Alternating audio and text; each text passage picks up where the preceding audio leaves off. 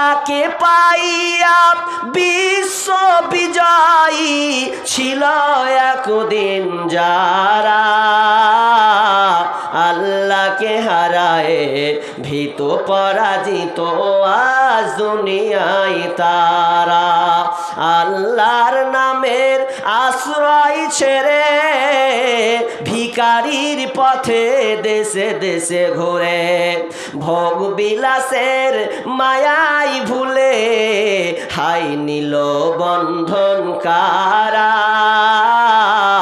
আল্লাহকে হারায় ভীত পরাজিত আজ মুসলিম তারা। আল্লাহর সঙ্গে আল্লাহর যুক্ত সবাই ছিল যাহাদের মন, আল্লাহর সঙ্গে যুক্ত সদাই ছিল যাহাদের মন, দুঃখে রোগে শোকে অটল থাকিত সদা সর্বক্ষণ। এসে শয়তান ভোগ বিলাসের কারিয়া নিয়েছে ঈমান তাদের, এসে শয়তান ভোগ বিলাসের কারিয়া নিয়েছে ঈমান তাদের। আল্লাহকে হারায় ভীত পরাজিত আজ মুসলিম তারা, আল্লাহকে হারায় ভীত পরাজিত আজ দুনিয়ায় তারা। আল্লাহকে ছেড়ে দিয়েছি, আমাদের লাইন বিচ্যুতি হয়ে গেছে। আল্লাহর দিন থেকে যখন সরে গেছি, আল্লাহর সঙ্গে কেমন সম্পর্ক আমাদের থাকার দরকার ছিল। পঞ্চায়েতের নিম্বার আছিতে গেল, আরে ভাই আলোচনা করতে দেন, এত আঁকাবাক করলে হয়। কি বলছিলাম যে আল্লাহর সঙ্গে আমি আপনি সম্পর্কটা ছেড়ে দিয়েছি। ইব্রাহিম বিন আদহাম একবার তিনি মার্কেটে গেলেন, বাজার গেলেন আপনার কিনা দাসী ক্রয় করার জন্য। সেই সময় আপনার কিনা মানুষ কেনা বেচা হতো, মানুষ লেনদেন করা হতো। এখন বর্তমানে যেমন আপনার কুমেদপুরে হাটে আপনার ছাগল বিক্রি হয়, আপনার গরু বিক্রি হয়, আপনার পশু বিক্রি হয়, তো সেই সময় মানুষ কেনা বেচা হতো রে। আপনার নিজের প্রয়োজন তারা নিত। কোনো ছেলে হারিয়ে যেত, কোনো ছেলে অনাথ, কেউ আবার চুরি করে নিয়েছে বাজারে বিক্রি করত। একদিন ইব্রাহিম বিন আদহাম বাজারে গেছেন একটা গোলাম কেনার জন্য, যাতে তার বাড়িতে কাজে লাগে, এই জন্য গোলাম তিনি কিনতে গেছেন। কেনার সময় একটা ছেলে, সুন্দর ছেলে, ফুটফুটে ছেলেকে চয়েস করলেন। চয়েস করার পর ওই গোলামটাকে যখন বাড়ি নিয়ে চলে এসেছে, তখন ইব্রাহিম বিন আদহাম ওই সন্তানটাকে বলছে, বাবুরে তুমি কি খাবে? তখন ওই গোলাম বলছে, জাহাপনা মালিক, আপনি আমাকে যা খাওয়াবেন ওটাই আমি খাবো, যেটা আপনি খাওয়াবেন ওটাই আমি খাবো। আবার জিজ্ঞাসা করা হলো, ইব্রাহিম বিন আদম বাচ্চাটাকে জিজ্ঞাসা করছে, বলো গোলাম তুমি কোন পোশাক পরবে, কোনটা পোশাক পরতে তুমি ভালোবাসো? তো আপনার কিনা গোলামটা বলছে, মালিক আপনি আমাকে যে পোশাকটা পরাবেন ওই পোশাকটা আমি পরব। এবার বলছেন, ইব্রাহিম বিন আদম জিজ্ঞাসা করছেন, হে গোলাম তোমার নাম কি বলো? তখন ওই গোলামটা বলছে, জাহাপনা মালিক আমার আবার কি নাম আছে, আপনি আমাকে একটা নাম দেন, ওই নামটা ধরে আপনি আমাকে ডাকবেন, ওটাই আমার নাম হয়ে যাবে। এবার চতুর্থবার প্রশ্ন করছে, গোলাম রে বল বল বল, তোর কি কোনো চাহাত আছে, তোর কি কোনো দরখাস্ত আছে, তোর কি কোনো চাহিদা আছে, কোন জিনিসটার আবদার আছে? তখন গোলামটা বলছে, জাহাপনা মালিক একটা গোলামের কি আবদার থাকতে পারে, গোলামের কি আবার চাহাত থাকতে পারে? এ গোলামের তো কোনো চাহাত নাই। তখন ইব্রাহিম বিন আদহাম নিজের কলারটা ধরে নিজেকে বলছে, ওরে বেঈমান, এই গোলামটা কেমন ব্যবহার করছে আমার সঙ্গে, আমাকে তো সেই মাবুদের সঙ্গে ওই রকম ব্যবহার করার দরকার ছিল যেমনটা গোলাম আমার সঙ্গে ব্যবহার করছে।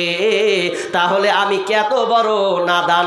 আমার ভাইয়েরা, আল্লাহর সঙ্গে আমরা কেমন ব্যবহার করব? আল্লাহর সঙ্গে আমরা সরে গেছি, আল্লাহকে আমরা এখন ডাকি না। আল্লাহকে বাদ দিয়ে দুনিয়াবি যত কর্ম আছে, আপনার কিনা সংস্কৃতি আছে, দুনিয়াবি কার্যকলাপ নিয়ে আমরা ব্যস্ত আছি, আল্লাহকে ছেড়ে দিয়েছি। এই জন্য মুসলমান আজকে লাঞ্ছিত হয়েছে। মোতার যুদ্ধ হবে, তো মোতার যুদ্ধ যখন হবে তো রোম সম্রাটের সঙ্গে যুদ্ধ হবে আল্লাহ রসুলের।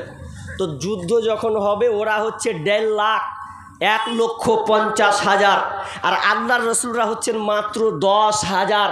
তাহলে কারা বেশি হলো গো? 1.5 লাখ যারা তাদের বেশি নয়? 1.5 লাখ যারা তারা সংখ্যায় বেশি, আর আল্লাহ রসুলের দল হচ্ছে কজন? তো মাত্র 10,000। এই 10,000 সৈন্য নিয়ে, সাহাবী নিয়ে ময়দানে রেডি হবেন। তো এমন সময় বিশ্বনবী বসে আছেন, বসে নিজে নিজে ভাবছে, তাঁবুর নিচে বসে চিন্তা করছেন, আহারে আমার এই সাহাবীরা কি পারবে, আমার এই উম্মতেরা কি পারবে তাদের সঙ্গে লড়াই করতে। এই চিন্তা করতে করতে ওই সময় আমিরুল মুমিনিন উমর রাদিয়াল্লাহু তাআলা আনহু বিশ্বনবীর চেহারাটা মলিন দেখে বলছেন, ইয়া রাসূলুল্লাহ, ইয়া হাবিবাল্লাহ, ও দয়ার নবী গো, আপনার মুখটা কেন মলিন হয়ে আছে বলেন, মুখটা কেন আপনার এমন? তো বলছে না না না। তো বলছে বলেন কি ব্যাপার? তো এবার প্রশ্ন করছে, উমার বলো বলো বলো, আজকের দিনে লড়াইয়ে সেই বেঈমানদেরকে তোমরা কি হারাতে পারবে? ওরা তো আছে 1.5 লাখ আর তোমরা হচ্ছে 10,000, তাহলে ওদেরকে তোমরা কি হারাতে পারবে? এ নিয়ে আমি একটু পেছনে পড়ে আছি। এবার বলছেন, আল্লাহ রাসূল বলছেন, উমার এর ব্যাপারে ফয়সালা কি হবে বলো? তখন উমার বলছেন, ইয়া রাসূলুল্লাহ, আপনি টেনশন করবেন না, আপনি টেনশন করবেন না, আমরা 10,000 আর বেঈমানেরা আছে 1.5 লাখ।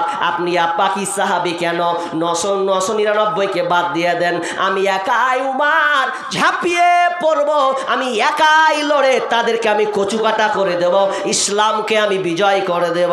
আল্লাহ রাসূল বললেন, উমার রে, তোমার এই চাহাতটা কি করে হলো? তো বলছে, ইয়া রাসূলুল্লাহ, আমরা তো মুসলমান, আমরা কোনো ভেড়ার দল নয়, আমরা হচ্ছে বাঘের বাচ্চা, বাঘ কোনোদিন ভেড়াকে ভয় করে না।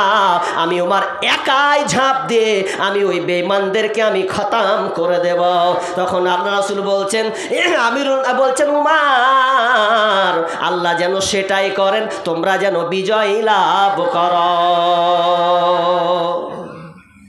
মুসলিমদের স্পৃহা দেখেন, সাহাবীদের ইমানি চেতনা দেখেন, তারা হাজার হাজার লাখ লাখ কোটি লোক হলেও তারা কিছু মনে করে নাই, কারণ আমি একাই 100 নামবো, তো আজকে আমি জিহাদ করব, তো আমি যদি মরে যাই তাহলে শহীদ হয়ে যাব, না মরলে আমি গাজী হয়ে যাব, এ আমি পারোয়া করি না। আজ আমরা কোন মুসলমান যে আমরাই হিন্দু যে হোক নাম ধরছি না, কোনো বেদুইন দলকে দেখে আমরা ভয় করছি আছে? অথচ আপনি ইতিহাস খুলেন, এই জেরুজালেম, যেই জেরুজালেমে এই ফিলিস্তিনের মাটিতে মসজিদুল আকসা, যেটা নিয়ে প্রায় নবীর আগমন ওইখানে উৎখাত হয়েছে, সেখান নিয়ে আপনার কিনা লড়াই চলেছে।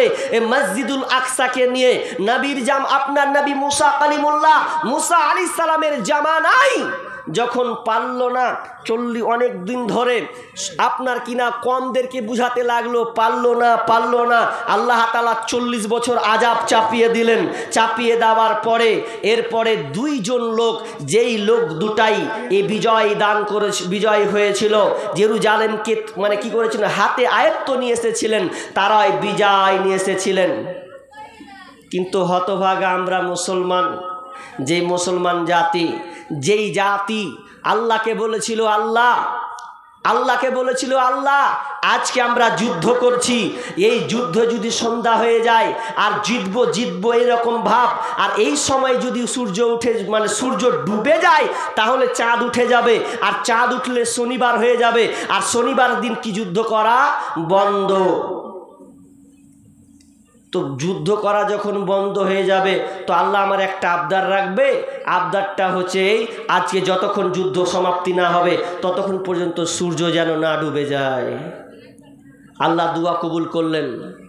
দুয়া যখন কবুল করলেন, দুয়া কবুল করলো, যুদ্ধ জয়লাভ করলো, সূর্য ডুবলো না, টাইম হয়ে যাচ্ছে, সূর্য স্থির হয়ে গেছে। মুসলমানের দুয়া দেখেন, যুদ্ধ করছে, আল্লাহকে বলছেন, কবুল হয়ে যাচ্ছে। সেই জাতি আমরা, আর সেই জাতি আমরা লাঞ্ছিত হয়ে গেছি, হব না? এই যে 8টা কারণ বলেছি আপনাকে, এই 8টার মহাব্বত আমাদের উপরে চলে গেছে। লোককে দোষ দিয়ে লাভ নেই বাপজি, নিজের দোষটা আপনি আগে নিজে দেন। আমরা নিজেরাই আমরা নিজেরাই, এটা কোনো জাতির দোষ আগে দিয়ে না, আগে নিজেকে দোষ দেন। আচ্ছা, কুরহল বুঝেন? কি বলেন, কি করা হয় কুরহলে? কাঠ কাটা হয় তো নাকি? কুরহল। আচ্ছা, কুরহলে কাঠ কাটা হয়, কাঠুরিয়া কাঠ কাটে, এই তো?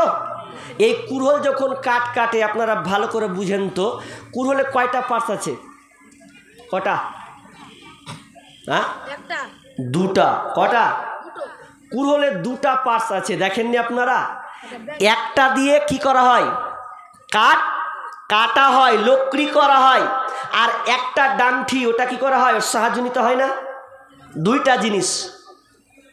তো ভালো করে বুঝেন তো উদাহরণটা।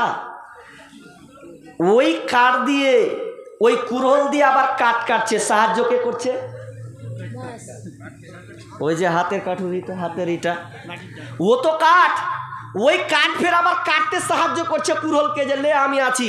তো আমাদের অবস্থা ওই রকমই।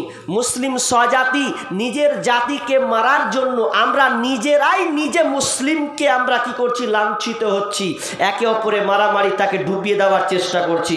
নইলে আপনি ভাবতে পারেন যে এত বড় একটা ভারতবর্ষ, এই ভারতবর্ষে একজন জাকির নায়েক, একজন ব্যক্তি, তাকে ভারত ছেড়ে তাকে আপনার কি নাম মায়ানমারে যেতে হচ্ছে না, মায়ানমার তো না, মালয়েশিয়া। তো ওখানে ওকে যেতে হয়েছে কেন? তো এটা কার? হিন্দুদের কারণে? প্রমাণ করতে পারবেন আপনি? এটা কোনো হিন্দু নয়, আমরাই তাড়িয়ে দিয়েছি। আমাদের সাপোর্ট বেশি, মুসলিমদের সাপোর্ট বেশি আছে, বিধায় তাকে ভারত ছাড়তে হয়েছে। মুসলমান, তুমি লাত খাবে না তো আর কে খাবে? তুমি লাত খাবে না তো কে খাবে? একটা উদাহরণ দিই আপনাকে। আচ্ছা, বিয়ে কে করেছেন? হাত তুলেন তো ভাই। কে বিয়ে করেছেন? লজ্জার জিনিস রে ভাই, বিয়ে করার সময় তো একবারে মুখে রুমাল আর নতুন পাঞ্জাবি চকচকে আর 4 চাক্কা গাড়ি, তখন তো খুব দেখাচ্ছ। তো বিয়ে কে করেছেন? হাত তুলবেন না? বাবা, তাহলে তো বিশাল ব্যাপার। বিয়ে করতে সব বাকি আছে, তাহলে কে কয়টা বাকি? একটাও বিয়ে করেননি। আল্লাহ আপনাদের আর একটা বিয়ে হওয়ার ব্যবস্থা করে দিক, নাকি? আমিন বলেন। একজন আমিন বলে দিয়েছে মনে হয়। তো বিয়ে যারা করেছেন, বিবিকে আমরা কত মহাব্বত করি। একটা পরের মেয়ে যখন আসে তখন আমরা মহাব্বত করি, ভালোবাসা, শ্রদ্ধা দেখাই। এত ভালোবাসি, এত মহাব্বত করি যে আমার বিবি, আমার স্ত্রীকে আমি এত মহাব্বত করি, আপনি যদি বাড়ি থেকে বাইরে কোথাও চলে যান আর কিছুদিন পর যদি বাড়ি আসেন, তো আপনাকে বলবে কেমন করে কি কাজ করলে, কতদিন কিভাবে থাকলে, কি খেয়েছো কিনা, আপনাকে খোঁজ নেবে। শুধু তাই নয়, আপনার স্ত্রী আমাকে ফোন আপনাকে ফোন করবে, বলবে কোথায় আছো, কিছু খেয়েছো কি খাওনি। আমার স্ত্রী যেমন, আমি 3-4 দিন থেকে বাইরে এখন প্রোগ্রাম করছি, প্রতিদিন ফোন হয়, হাগো তুমি খেয়েছো কিনা, কটায় তোমাকে স্টেজে চাপাবে, তো আমাকে ফোন করে বলে। আমি বলি আমি চেপে যাব 8টায় কিংবা 10টায়, অথবা কোনো দিন যদি আমি সফরে থাকি তো আমি মিথ্যে কথা বলে দিই যে আমি ঘুমিয়ে গেছি। কেন বলি? যে যাতে আমার স্ত্রীটাও ঘুমিয়ে যায়, সে যেন জেগে না থাকে। তার মানে আমার স্ত্রীকে আমি এত মহাব্বত করি, এত ভালোবাসে, এই জন্য তো আমি তার খোঁজ নিই। বাড়ি গিয়ে যদি দেখি যে আমার স্ত্রীটার গায়ে জ্বর হয়েছে, তাহলে আমার প্রেশান চেপে যাবে। আহারে, রান্না করবে কেউ, অসুবিধা। আমি ডাক্তার নিয়ে এলাম, ডাক্তার নিয়ে এসে আমি তাকে ওষুধ পানি দিলাম যাতে আমার স্ত্রীটা ভালো হয়ে যায়। এত মহাব্বত, এত শ্রদ্ধা আপনি তাকে করেন, এত ভালোবাসেন, ও আমার প্রিয়, ও হচ্ছে আপনার প্রিয়তমা অর্ধাঙ্গিনী, এতটা আপনি শ্রদ্ধা করেন। এবার বলেন, আপনি যতই ভালোবেসেছেন থাক থাক থাক, যেদিন আপনার স্ত্রীকে আপনি তালাক দিয়ে দেবেন, যেদিন আপনার স্ত্রীকে আপনি তালাক দিয়ে দেবেন যে আর আমি তোকে নেব না, তো আমি তোকে আর খাওয়াবো না, যদি ওই স্ত্রীটাকে যদি তালাক দিয়ে দেন আর ওই স্ত্রীটা যদি বাড়ি ছেড়ে চলে যায়, আবার ওই স্ত্রীটার কি আপনি খোঁজ নেবেন? খোঁজ নেবেন না। অথচ আপনি তালাক দেওয়ার আগে তার খোঁজ নিয়েছেন, তার কাপড় দিয়েছেন, তার ভাত দিয়েছেন। এমনকি ওই মেয়েটার তালাক হওয়ার পর যদি গায়ে জ্বর হয় তাহলে আপনি কাঁদবেন না, আপনি গুরুত্ব রাখবেন না, তুই মরগা যে হগা, এটা আমার কোনো মাথা ব্যথা নাই।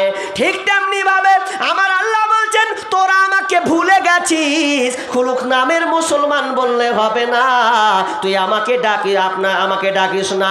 মুয়াজ্জিন তোকে 5 বার ডাকে, হাইয়া আলাস সালাহ, হাইয়া আলাল ফালাহ, এবার প্রতিদিন 5 বার, ওটা আমার ভাষা, মাধ্যম হচ্ছে মুয়াজ্জিন।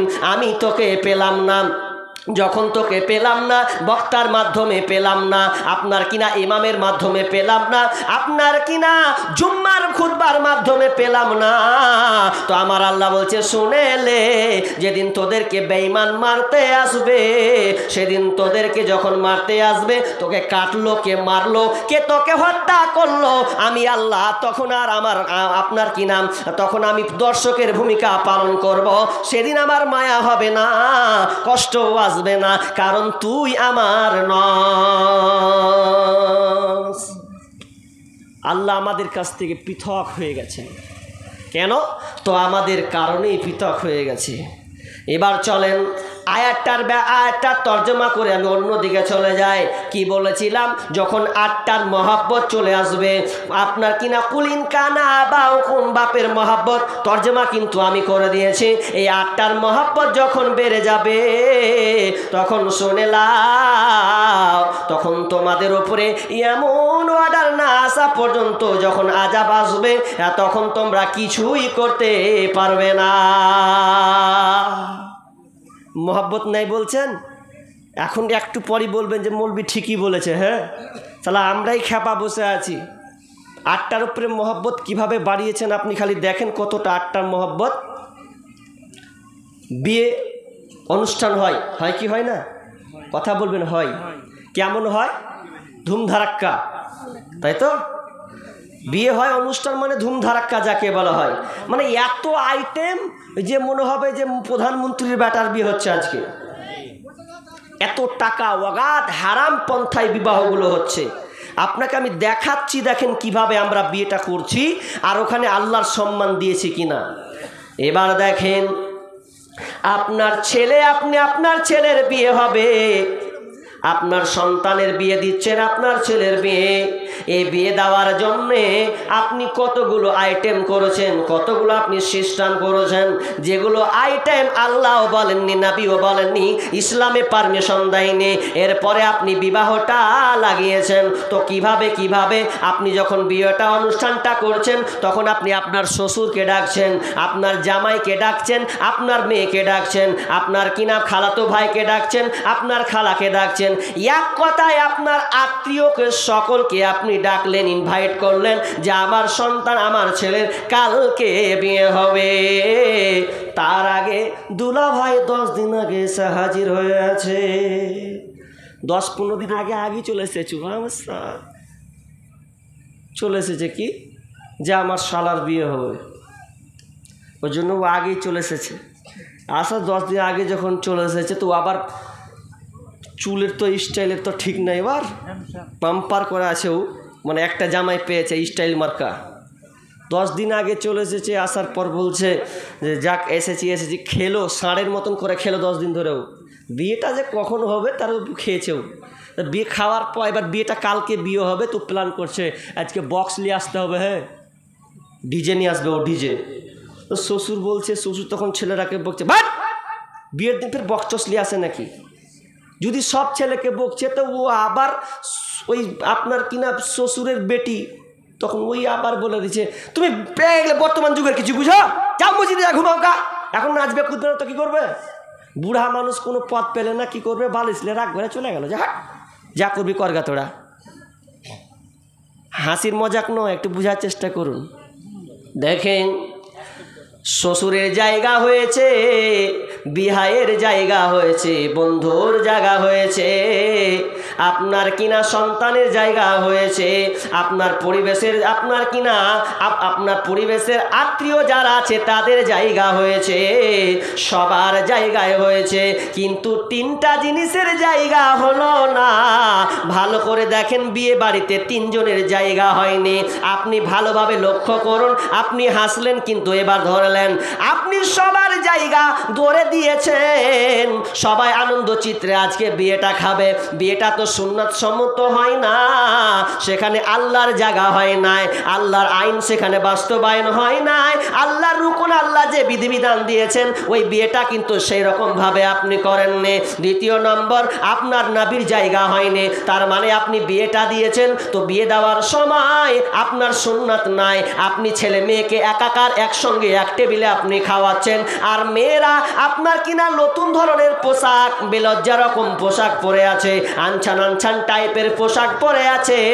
তার মানে না আল্লাহর জায়গা হলো না, নবীর জায়গা হলো না। তৃতীয় নম্বর, আপনার কিনা জিহাদিন ফি সাবিলিল্লাহ সাবিলিহি, এবং আল্লাহর পথে বের হতে হবে, আল্লাহর দ্বীনের জন্য কাজ করতে হবে। আর যারা দ্বীনের জন্য কাজ করে সেই ইমামের জায়গা হলো না, যে ইমামটা গিয়ে দেখছে আহারে এই বিয়েতে তো একদম মানে বেদুইনদের মতন বিবাহ হচ্ছে, এই বিবাহ তো খাওয়া ঠিক হবে না, এখানে তো নাচানাচি হচ্ছে, ড্যান্স বাজছে, নায়ক নায়িকাকে নিয়ে আনা হয়েছে, এখানে তো একত্রে সবাই ছেলে মেয়ে একাকার করে বা আপনার কি নাম খাওয়ানো হচ্ছে, তো ইমামটাও পর্যন্ত চলে গেল, তিনজনেই থাকলো না। তো আমরা বলছেন ফাতারাব্বাসু হাত্তা ইয়াতি আল্লাহু বিআমরি আল্লাহু লা ইয়াহদিল কওমাল ফাসিকিন। হে ভাবুক ভেবে দেখো, বসে নিরালায় গজব কেন রে দুনিয়ায়, শান্তি কেন নাই রে দুনিয়ায়। হে ভাবুক ভেবে দেখো, বসে নিরালায় গজব কেন রে দুনিয়ায়, শান্তি কেন নাই রে দুনিয়ায়। খাঁটি ধার্মিক নাই তো দেশে, মুসলিম চলে কাফের বেশে, খাঁটি মুসলিম নাই তো দেশে, মুসলিম চলে কাফের বেশে, কথাবার্তা ব্যবহারে বেদিন বোঝা যায়। গজব কেন রে দুনিয়ায়, শান্তি কেন নাই রে দুনিয়ায়। হে ভাবুক ভেবে দেখো, বসে নিরালায় গজব কেন রে দুনিয়ায়। নামাজে রোজার ধার ধারে না, সত্য কথা কেউ বলে না, নামাজে রোজার ধার ধারে না, সত্য কথা কেউ বলে না, মিথ্যা আর চুগলখড়ি করিয়া বেড়ায়। গজব কেন রে দুনিয়ায়, শান্তি কেন নাই রে দুনিয়ায়। হে ভাবুক ভেবে দেখো, বসে নিরালায় গজব কেন রে দুনিয়ায়। অফিসগুলি ঘুষে গরম, অফিসারদের নাই তো শরম, অফিসগুলি ঘুষে গরম, অফিসারদের নাই তো শরম। পার্টির লোক দেখলে তারা ঘুষের হাত বাড়ায়। গজব কেন রে দুনিয়ায়, শান্তি কেন নাই রে দুনিয়ায়। লোক যাই কোর্ট কাচারিতে, হক ইনসাফ বিচার পেতে, লোক যাই কোর্ট কাচারিতে, হক ইনসাফ বিচার পেতে। ঘুষ দিলে চোর ডাকাত খুনি খালাস হয়ে যায়।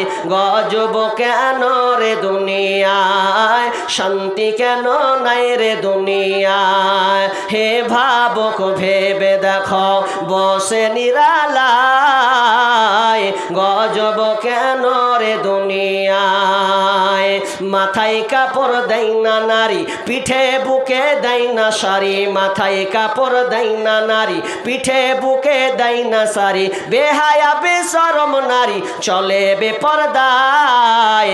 গজব কেন রে দুনিয়ায়, দুনিয়ায় শান্তি কেন নাই রে দুনিয়ায় জালিম অত্যাচারী যত জমির আল কাটে শত জালিম অত্যাচারী যত জমির আল কাটে শত অন্যের জমি ছোট করে নিজেরটা বাড়ায় গজব কেন রে দুনিয়ায় শান্তি কেন নাই রে দুনিয়ায় হে ভাবক ভেবে দেখো বসে নিরালায় গজব কেন রে দুনিয়ায় নিউ মার্কেটে আর গাউসিয়াতে যাচ্ছে নারী সতে সতে নিউ মার্কেটে আর গাউসিয়াতে যাচ্ছে নারী সতে সতে পুরুষের মেয়েদের রাস্তাঘাটে পুরুষের চলা বড় দায় গজব কেন রে দুনিয়ায় শান্তি কেন নাই রে দুনিয়ায়